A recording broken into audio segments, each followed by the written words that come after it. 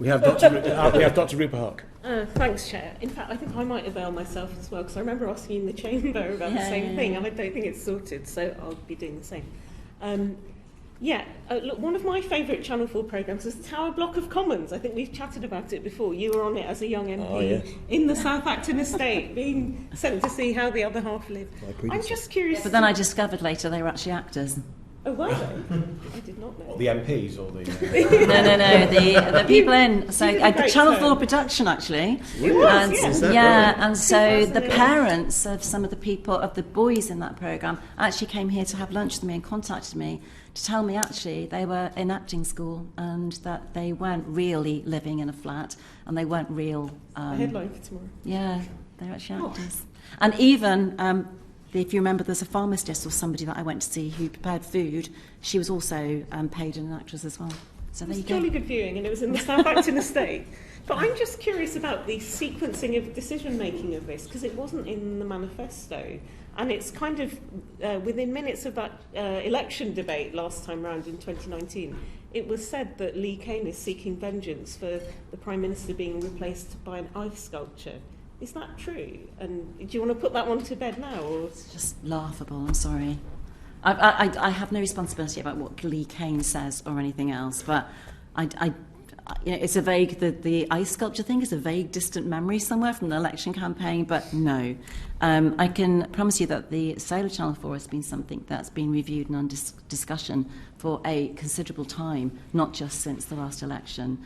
And the fact that Channel 4 has been is in a position of a decreasing advertising revenue spend market and solely dependent on advertising is what's brought this to a fall. Do you know when it was decided? Because that, and also the freeze of the BBC licence fee, neither of those were in the manifesto. So it just seems, when were those hatched?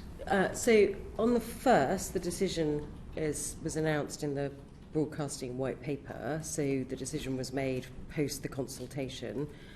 The question of Channel 4 ownership has been a live one for some time, indeed from not long after it was created, so it's not surprising that government decided to look at it again, because it does that periodically, and as the Secretary of State has set out, there are particular reasons to do so when the media market has changed so radically.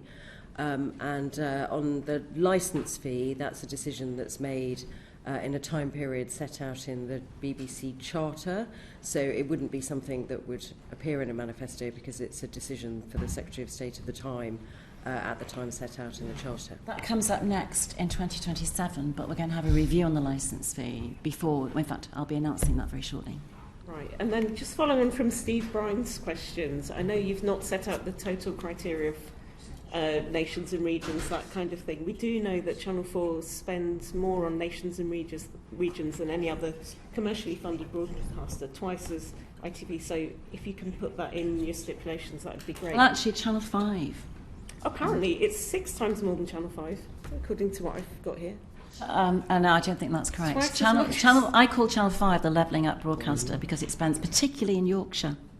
So it does very well in the regions. It's here, spends 6 times Channel 5's external... Well, in terms of budgets, but I think in percentage of total budgets. So I think in terms of what gets spent in the regions, Channel 4 may do because it has head office in Leeds, a Leeds office and what have you. But in terms of funding going into the regions, Channel 5 is definitely lighting the way on that. And either way, have you watched The Dogfather?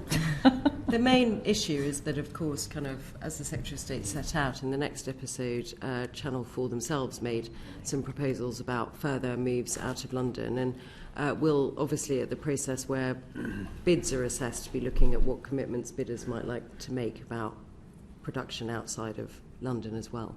I mean, from what I've been supplied, the government's confirmed that in the event of a new sale, a new owner won't have any obligations for training and skills. Is that something you can write into the... That's the kind of detail we're working through now. Okay, because, they're significantly investing in all this.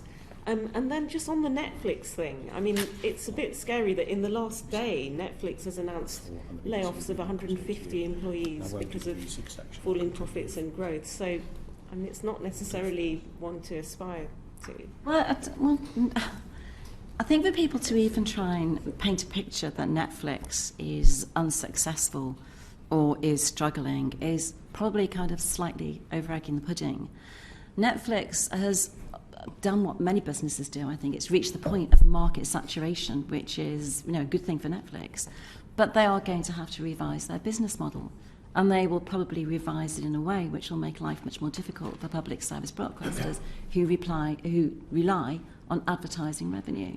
So Netflix, well, I think it's been, I've always thought it's an incredibly generous system that it has. If you have a account of allowing other people, I mean, my mum has access to my account.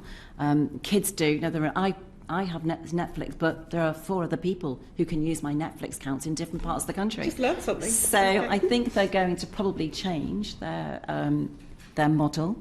Well, we're not supposed to do that. I don't know. They'll probably change their model and take on board advertising. So many people watch it in my house, I had to pay for the more expensive one. So It's gone up as well just now. Okay, the last thing I wanted to ask you about was actually kids' TV, because obviously Educate, Inform, Entertain, it's always been there since the 50s, and you funded the Young Audience Content Fund in 2019. It was pretty pioneering. I think it's, for the 27 million put in it, it's made far more, nearly twice as much back.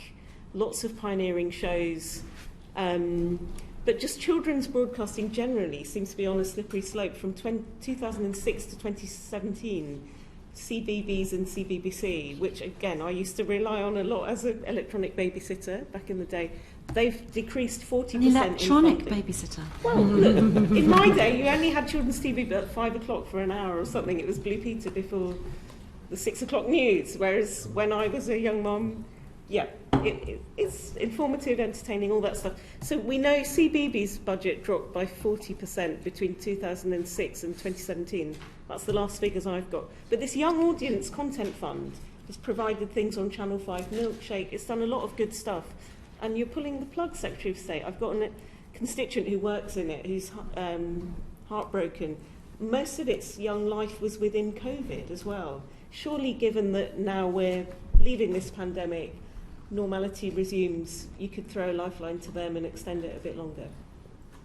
So I'm new to children's TV as a viewer, having an 8-month-old granddaughter. I have to say that You don't look old enough to be proud. Thank you very much. Not possible. Thank you very much. So I'll take that. But yeah, so my house is kind of like full of Coco Melon, Peppa Pig, the Jetters. I mean, that's all that's on my TV at the moment. Go Jetters. So Go Jetters, is that what it is? Yeah, Yes. yeah. I'm learning all my nursery rhymes again through Coco Melon. What else have we got? Yeah, so my house is full of it at the moment. But there was tax relief introduced for children's TV, and I think the spend has been, since 2005, it's delivered 623 million. But I do take your point about, I do take the point that there are criticisms around children's TV at the moment. Obviously, these are discussions that we will have, particularly with public service broadcasters and the BBC, leading up to the charter renewal. But I'll take that point away, because you're not the first person to have raised children's TV as a criticism. And I think it's something we need to go away and look at. I mean, that particular fund is a fund that came to an end just at the sort of end of the spending period. It wasn't included for the future. I think it had done good work, but other things such as the tax reliefs have obviously had a really major impact on the quality of children's television.